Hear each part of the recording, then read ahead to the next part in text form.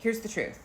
I have the only podcast that consistently reports on private equity. Private equity, the thing that is fueling the wealth gap. It is making your hospital visits more expensive. It's making your housing more expensive. It's even making Bed Bath & Beyond a thing of the past. And even though my podcast consistently charts on Apple Podcasts and Society and Culture, it makes me no money. In fact, it's costing me tons of money.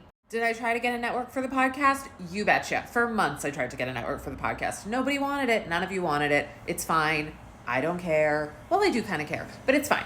We have had incredible guests. We have had Senator Ed Markey, Senator Elizabeth Warren, Brendan Ballou, who prosecuted the January 6th rioters. And I want to keep doing this because I think it's really important. And I sat down and I crunched the numbers, and here's the only way it's going to work. The only way that I can keep doing this podcast is if people support the Patreon.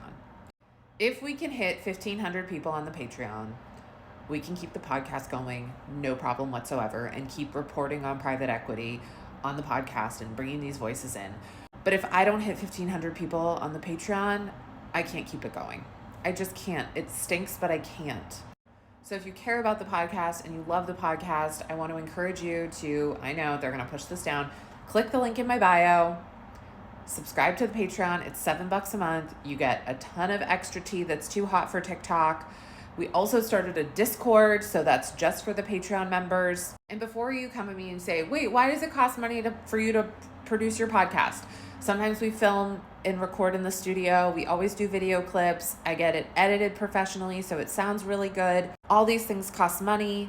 I spend a lot of time working on it, doing research, prepping for interviews. And again, like I said, no network wanted to give me a podcast. And if you have a network, that means you can get support on those things that I'm talking about. I will also add, I'm one of the only independent podcasts that I often see charting on Apple Podcasts.